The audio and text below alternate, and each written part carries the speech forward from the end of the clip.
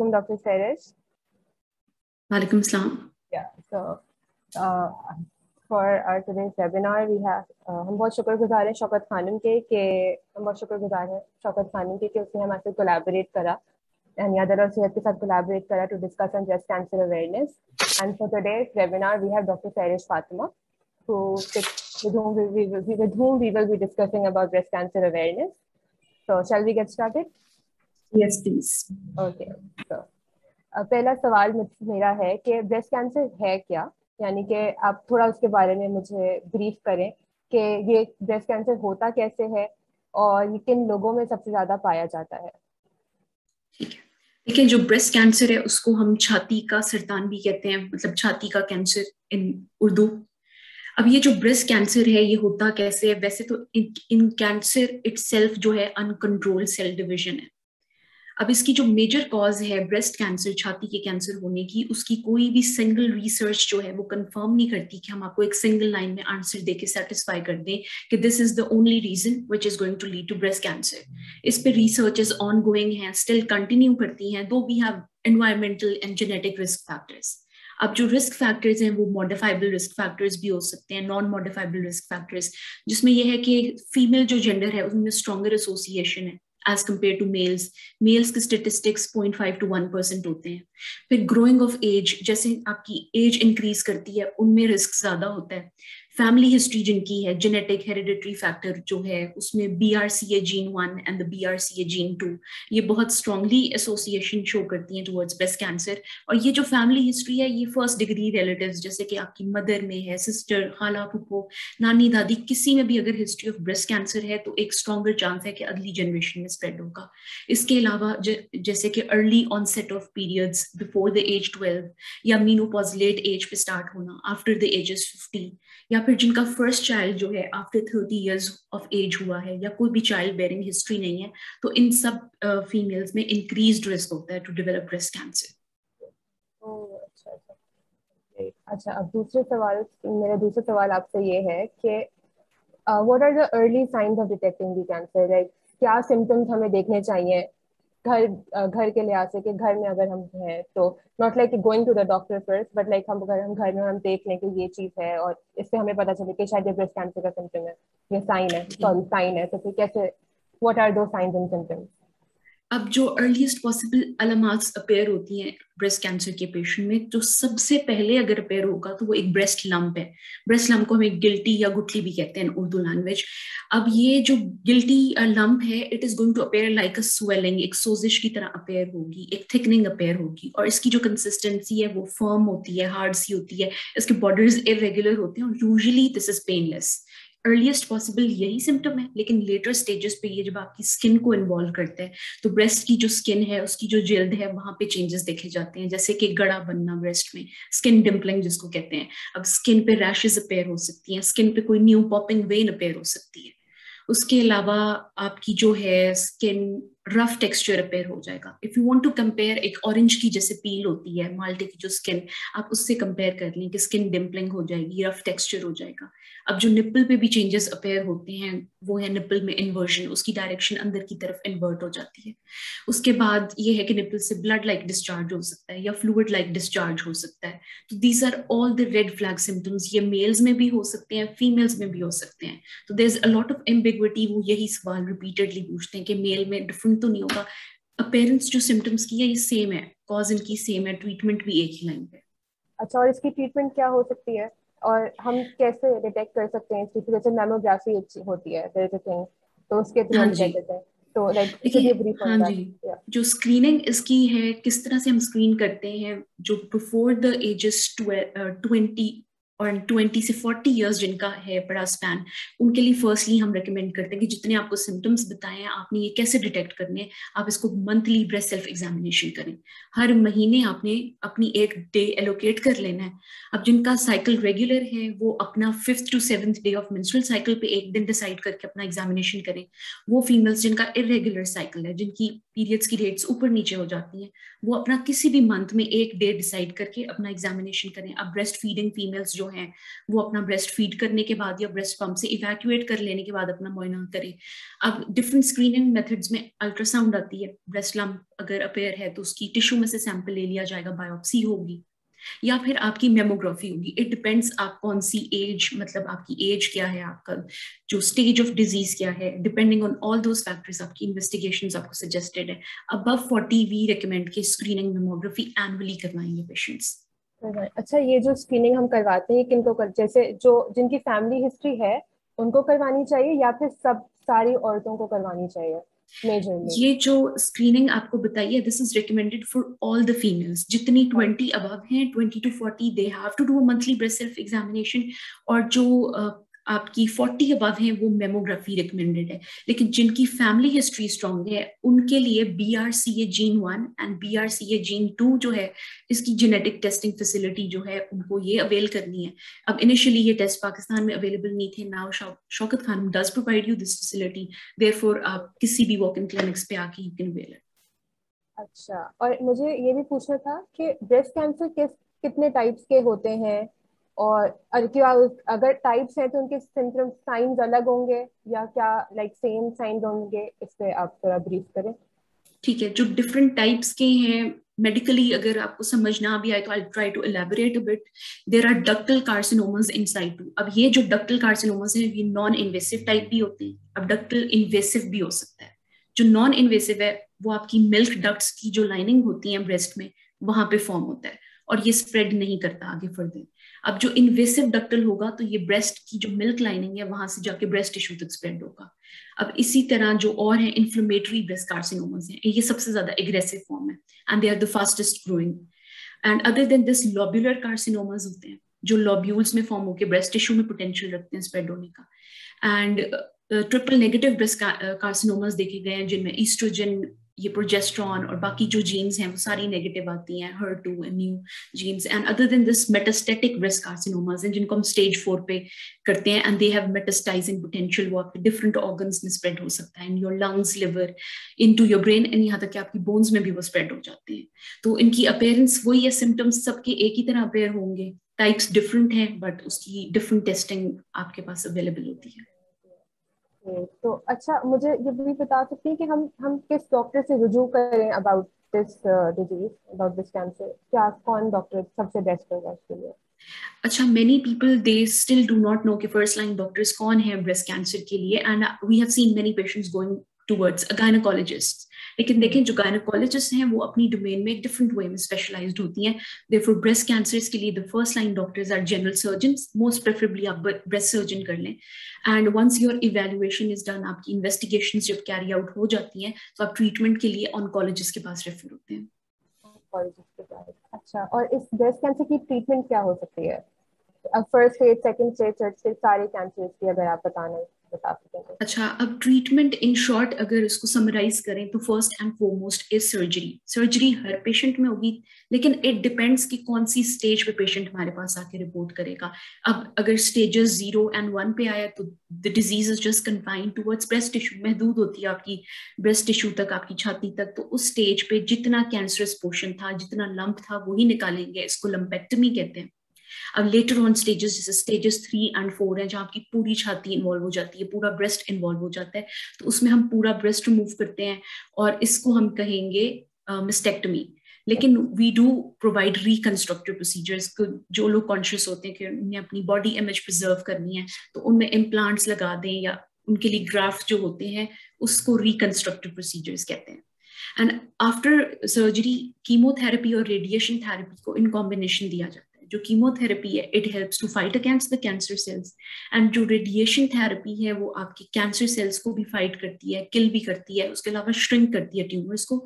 And collectively इनका ये फायदा है कि जो दोबारा रीअकरेंस होने के चांसेस हैं, जो रिलैप्सेस होने के चांसेस हैं, उनको रिड्यूस करती है। एंड एक और जो फॉर्म है हार्मोन थेरेपी, ये तमाम पेशेंट्स में नहीं दी जाती, it is only given in those patients जो हार्मोन सेंसिटिव, जिनके ट्यूमर्स होते हैं। अच्छा, जैसे कीमोथेरेपी, रेडियोथेरेपी के तो साइड इफेक्ट्स होते हैं जिसके बारे में आपसे पूछूंगी, लेकिन हार्मोन थेरेपी के भी साइड इफेक्ट्स होते हैं क्या ज्यादा? अगर देखिए, hormone therapy depends on the type of tumour. अगर आपका हार्मोन सेंसिटिव है तो एज सच उसके साइड इफेक्ट्स नहीं है। आप ड्यूरिंग ट्रीटमेंट जो ले रहे हैं you have to comply with that, and once your tumour is settle down तो आप नॉर्मल उसको जो है आपकी जो प्रिस्क्रिप्शन होगी आपके ऑन्कोलॉजिस्ट आपको प्रेफर कर देंगे कि इसके साइड इफेक्ट के लिए काउंटर एक्ट कैसे करना है, वो आपको मेडिकेशन उसी तरह प्रिस्क्राइब करेंगे। अच्छा, और कीमो और रेडियोथेरेपी के क्या साइड इफेक्ट्स हो सकते हैं in regard of breast cancer? देखिए कीमोथेरेपी अब सिंस टारगेट कर रही है आपकी कैंसर सेल्स को, तो जो भी आपकी पूरी बॉडी सर्कुलेटिंग में जितने सेल्स हैं सारे टारगेट हो रहे हैं, तो इसके इफेक्ट्स डिफरेंट बॉडी पार्ट्स पे देखे गए। आपके ये हेयर पे हेयर लॉस की तरह देखा गया है, स्किन पे चेंजेस हैं तो स्किन पे ड्राइनेस वगैरह के चेंजेस दिखे गए हैं। तो throughout the body there are different side effects, और इनको काउंटरएक्ट कैसे करना है, अगेन ड्यूरिंग द सेशंस आपको जो है वो साइड इफेक्ट्स आएंगे, लेकिन once your sessions are complete you will go back towards your normal, जैसे आप पहले थे you will return back to your normal. अच्छा, एक और सवाल मेरा ये भी था कि अगर एक if a woman is pregnant and she has just been diagnosed with breast cancer, तो फिर व्हाट व्हाट विल हैपन? और या अच्छा देखिए, अब ये है कि कौन से स्टेज पे जाके ना ये पेशेंट्स डायग्नोज होते हैं जो प्रेग्नेंट हैं जिनको ब्रेस्ट कैंसर है, उनका ट्राइमेस्टर क्या है। एंड रीसेंट एडवांसमेंट में ये है कि जो ट्रीटमेंट ऑप्शंस होते हैं इन पेशेंट्स के लिए दे आर अवेलेबल। इसमें हमारी जो ऑब्स्टेट्रिक टीम्स हैं और ऑन्कोलॉजी की जो टीम्स हैं वो मिल के काम करें तो they can do surgeries and remove हो सकता है कैंसर। और कुछ जो है आपकी प्रेगनेंसी के दौरान वो फेजेस भी होते हैं, वो विंडो पीरियड भी होता है जहाँ कीमोथेरेपी सेफ होती है देना, तो ट्रीटमेंट इज इजिली पॉसिबल। अच्छा, also if a woman is lactating, तो और उस वक्त उसको डायग्नोस हुआ है, तो क्या वो उस वक्त भी कर सकती है, like can she like breast feed her baby? अच्छा, अगर तो एक फीमेल ब्रेस्ट फीड कर रही है and she is diagnose with breast cancer तो they should immediately stop feeding. और एक तो अगर वो ऑलरेडी अंडर ट्रीटमेंट है तो उनको खुद ही उनके ऑन्कोलॉजिस्ट यही कह देंगे they should not feed their child, क्योंकि उसमें यह है कि ब्रेस्ट मिल्क के थ्रू वो बच्चे में भी मेडिकेशंस और जो ट्रीटमेंट है वो ट्रांसमिट हो सकते हैं।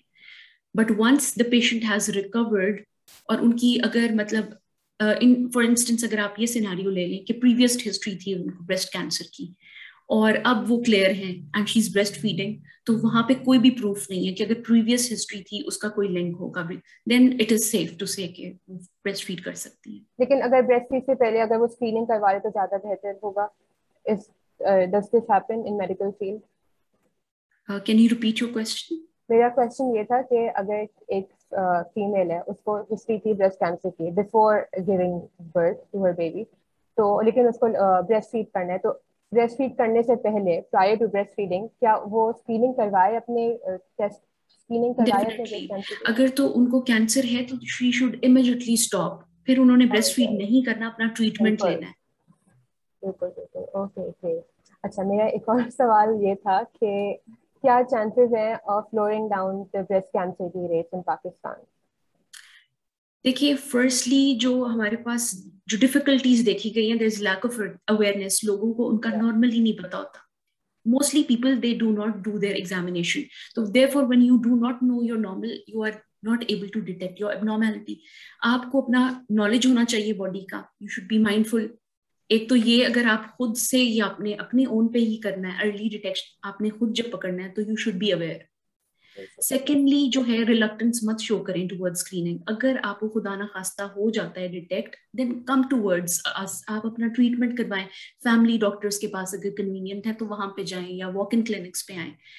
एंड अनदर मेजर फैक्टर जो इसकी जो एक और देखी गई, that is the shyness in our culture.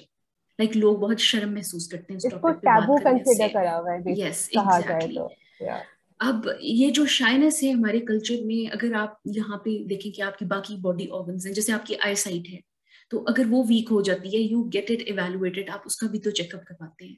तो व्हाई या not your breast, these are also part of your body, आप उसको भी नॉर्मल ट्रीट करें। अब ये जो है we have to bridge this gap together, अपनी हम एंड पे भी और आप अपनी एंड पे भी करें, बिल्कुल एंड ओनली देन हम डिक्रीज कर सकते हैं इसका इंसिडेंस इन प्रेवलेंस। बिल्कुल। अच्छा, मेरा आखिरी सवाल आपसे ये था कि क्या what are the misconceptions surrounding breast cancer जिसकी वजह से अर्ली डिटेक्शन जो है हम नहीं कर पाते, या पेशेंट जो है आजकल के पाकिस्तान के जो औरतें हैं वो नहीं कर पाते हैं? क्या अर्ली मिसकंसेप्शन, मेजर मिसकंसेप्शन है, सॉरी? देखिए ये जो मेजर मिसकंसेप्शन और मिथ्स हैं इस टॉपिक पे, लोग उन पे बहुत स्ट्रांगली बिलीव करते हैं, वो इन रूमर्स और बेबुनियाद बातों के ना ट्रैप में दे फॉल इजीली। तो इसको बिल्कुल। बहुत जरूरी है कि आप क्लियर करें। We have seen patients who think कि कैफीन का जो अगर हम इंटेक ज्यादा कर लें ना, कॉफी चाय और सोडा का, तो उनको ब्रेस्ट कैंसर हो जाएगा। देयर इज नो रिसर्च और कोई भी लिंक नहीं है जो ऐसा प्रूव करे कि अगर आप ये, ऑल्दो ये आपकी जनरल हेल्थ के लिए चीजें अच्छी नहीं है, वी डू नॉट रिकमेंड आप इसका ज्यादा इस्तेमाल करें, लेकिन इसका ब्रेस्ट कैंसर के साथ स्पेसिफिकली कोई एसोसिएशन नहीं है। बिल्कुल। इसी तरह माइक्रोवेव ओवन की रेडिएशंस हो गई हैं, या आपकी सेल फोन की रेडिएशंस हो गई हैं, या अगर specific type of colour of clothes किसी ने पहने हुए हैं ना, जैसे कि काले रंग के कपड़े पहनने से हमें कैंसर हो जाएगा या टाइट अंडरगारमेंट्स पहनने से हो जाएगा, तो there is no proof, there is no association as such. इसी अच्छा तरह तो काफी लोगों को ये भी एक मेजर है कि अगर वो डिओड्रेंट्स यूज कर रहे हैं, रोल ऑन हाँ। यूज कर रहे हैं, उसकी वजह से हो जाएगा, तो दैट इज ऑल्सो बेसलेस, इसका भी कोई लिंक नहीं है। और एक another factor we also saw कि काफी पेशेंट्स जो थे ना, जो ऑलरेडी डायग्नोज थे ब्रेस्ट कैंसर के था, साथ उनके सराउंडिंग में जो लोग हैं उनको आइसोलेट कर देते हैं, they think that it's contagious, it is not contagious. एक पर्सन को अगर ब्रेस्ट कैंसर है तो वो दूसरे में मुंतकिल नहीं हो सकता, it can not be transmitted, और ये है कि इट्स नॉट इन्फेक्शियस, हम नॉर्मली खा सकते हैं, उठ सकते हैं, बैठ सकते हैं with them, we can have a normal lifestyle with बिल्कुल। अच्छा कोई मतलब ब्रेस्ट कैंसर का कोई इन्वायरमेंटल कंडीशन से कोई लिंक नहीं है, आप अगर ये कहा जाए तो? देर आर इन्वायरमेंटल फैक्टर्स, जैसे कि अगर आप रिस्क फैक्टर्स वो अवॉइड कर लेते हैं, जिसके आप स्मोकिंग का एक्सपोजर है आपका, स्मोकिंग। या स्मोक अल्कोहल कंजम्पशन का एक्सपोजर है, तो आप अपने चांसेस रिड्यूस करेंगे। अब डाइटरी फैक्टर्स जो आते हैं, कैंसर पेशेंट्स, हम एंटीऑक्सीडेंट्स वाली जो डाइट्स हैं वो हम ज्यादा इंकरेज करते हैं पेशेंट्स को कि आप वेजिटेबल्स का इस्तेमाल करें, फ्रूट्स का, green tea, fish, whole nuts, grain, ये चीजें ज्यादा इस्तेमाल करें। लाइफस्टाइल जो है एक्टिव बनाएं, एक्सरसाइज इंक्लूड करें, मिनिमम से मिनिमम आप वीक में 4 दिन निकाल के 30 मिनट्स ब्रिस्क वॉक कर लें, एंड वेट जो है आपका बॉडी मास इंडेक्स के अकॉर्डिंग होना चाहिए। फिर इसी तरह जो ब्रेस्ट फीड करती हैं फीमेल्स, उनका प्रोटेक्टिव इफेक्ट देखा जाता है अगेंस्ट ब्रेस्ट कैंसर, 100% गारंटीड नहीं है, बट उनका प्रोटेक्टिव इफेक्ट होता है। अब वो फीमेल्स जो मीनोपॉज पे under recommendation HRT hormone replacement therapy लेती हैं, तो वो भी जरा मोहतात हो जाएं, जरा कॉन्शियस हो जाएं कि उनके chances of developing breast cancer also increases. So these are the environmental factors. 2009। Oh अच्छा, ग्रेट। चलिए फिर ये मेरा आखिरी सवाल था आपसे। I am so sorry for taking a lot of your time but It was a pleasure talking to you. Great. अच्छा ओके, सो आपका बहुत बहुत शुक्रिया कि आपने हमें टाइम दिया, और शौकत खानम का बहुत बहुत शुक्रिया कि उन्होंने हमारे साथ दोबारा साल में दूसरी बार, पहले 2021 में था, अब दूसरी 2020 में था, सॉरी, अब 2021 में दोबारा से कोलैबोरेट करा है to talk about this topic के। और ये जैसे कि ये I feel like I am a dentist और I work in an OPD, तो मैं ये देखती हूँ कि बहुत ये ऐसी चीजें बहुत टैबू कंसिडर की गई हैं, बहुत लोग शर्माते Exactly. हैं। तो इन ऑर्डर हाँ टू जी, like overcome this we need to talk about this, we need to create awareness, true, we need to like work together ताकि हम ये चीज एग्जैक्टली। खत्म कर मतलब सकें। We as an organisation we are doing our maximum. अब ये आगे इंडिविजुअल रिस्पॉन्सिबिलिटी है कि जो इसको सुने वो बिल्कुल। आगे एजुकेट करे अपनी फैमिलीज एजुकेट। को, अपनी मतलब लेस फॉर्चुनेट लोग जैसे आपके हाउस हेल्प्स हैं, या वो लोग जो अटेंड नहीं कर पाते ऐसे सेशंस, तो ये अब इंडिविजुअल कैपेसिटी में आप कितने लोग एम्पावर करते हैं, इट डिपेंड्स, आगे रिस्पॉन्सिबिलिटी लाई करती है, ताकि हम टुगेदर मिल के इंसिडेंट्स बिल्कुल प्रेवलेंस कंट्रोल करें and we can save lives. बिल्कुल बिल्कुल। चले, शुक्रिया आपका, बहुत बहुत शुक्रिया शौकत खानम का, बहुत बहुत कि उन्होंने टाइम दिया उन थैंक यू। सब ने हमें। तो have a great day and go save some lives, and yeah. All right. Good afternoon.